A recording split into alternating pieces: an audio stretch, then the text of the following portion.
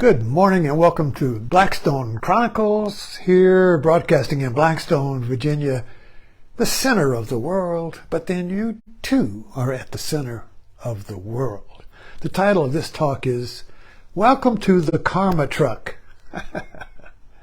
Now at 85, I've got enough years behind me where I got a lot of stories. In other words, I look back on my life, and it's divided into chapters of things I did, and each one seems to be a standalone. And the title of this talk is Welcome to the Karma Truck. Now, what is the Karma Truck? And I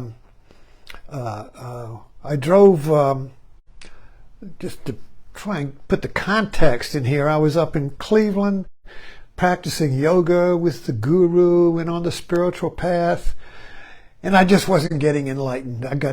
This is no good. I'm not getting enlightened. I'm going back to Virginia. So we came back to Virginia. My wife was teaching. This was in the 70s, maybe 73, 74, 73 maybe. Come back to Virginia, and I couldn't get a job. No jobs. So I ended up driving a meat truck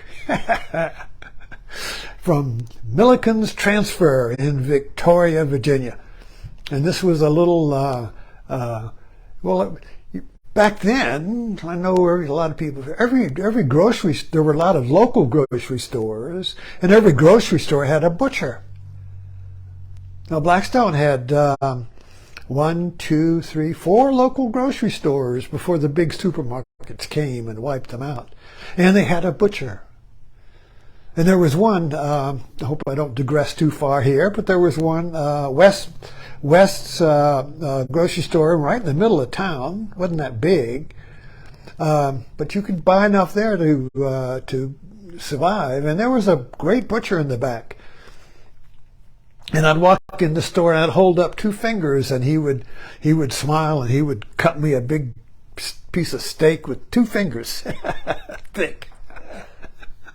But the thing with the butcher was, as a meat truck driver, you see, I would drive to Victoria. I would go.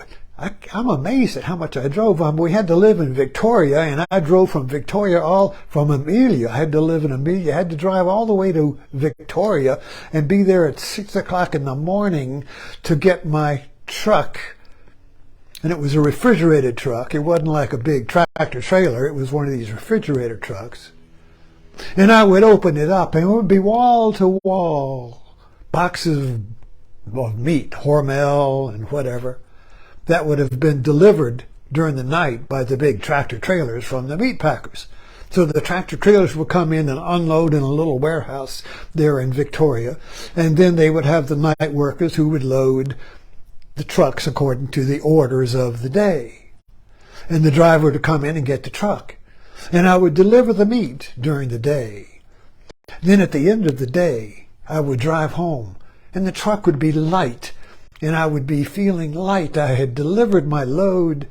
But then in the next morning, I would go there and open up the truck, and there would be another load of meat I had to deliver. It was like the myth of Sisyphus. You push a boulder up the hill, and at the end of the day, it rolls back down, and the next day you push it up the hill, and then it rolls back down, and then you push it up. This is a great myth. In Odysseus, this is Penelope.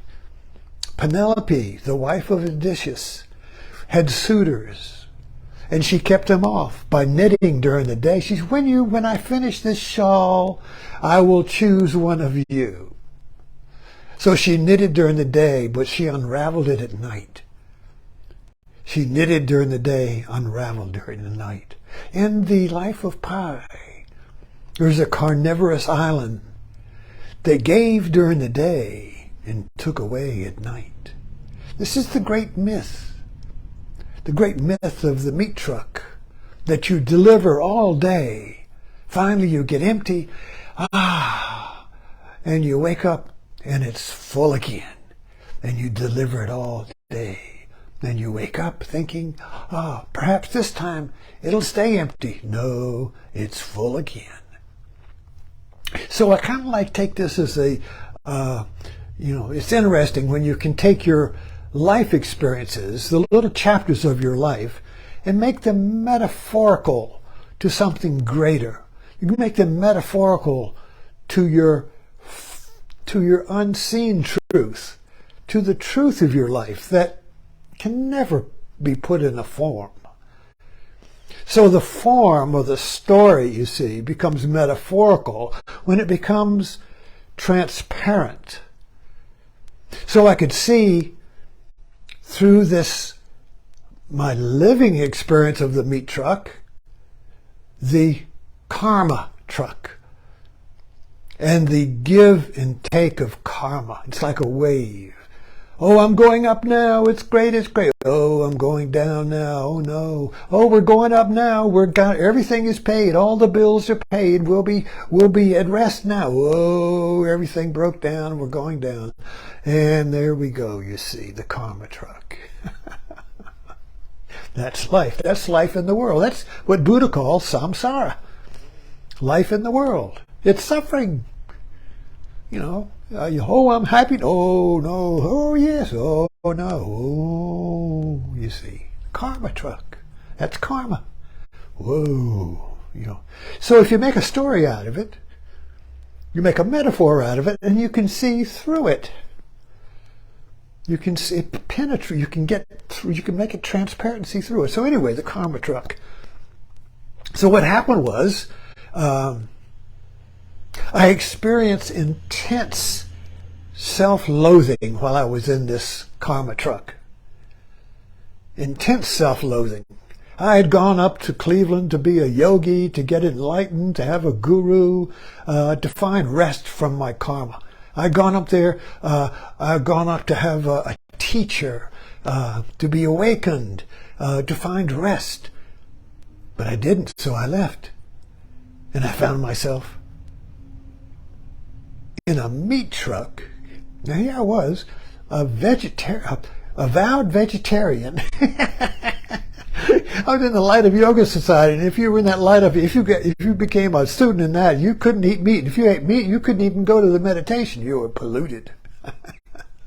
Here I was driving a meat truck, and I'd given up smoking and drinking. It had just fallen off when I became a yogi. It came back. So I was smoking, buying cigarettes with one hand and throwing them out the window with the other. And then I had a Big Mac attack. Then I started eating meat. I was a fallen yogi. Oh, I was in the depths of hell, just sitting in this truck every day. But I liked the truck. I liked the karma. Nobody messed with me. When you're a truck driver, you just do the route, but you're your own person. Nobody's telling you what to do. You're kind of free. I like the freedom. I wasn't working in an institution. I liked the freedom of the truck, but at the same time, this deep sense of self-loathing, I had fallen. Finally, the pain of the self-loathing got so intense that I asked myself, what do you really want to do? What do you want?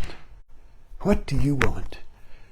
And my heart leaped up and said, I want to go back to my path. I want to go back to find a way out of the karma truck. So, immediately, the desire for cigarette fell off, the desire for meat, it fell off. And I was going back to Cleveland. Easy peasy. And I did. And I continued my journey. And there were more chapters. The karma truck does not just stop with one truck. There's always another waiting for you. Anyway, thanks for dropping in.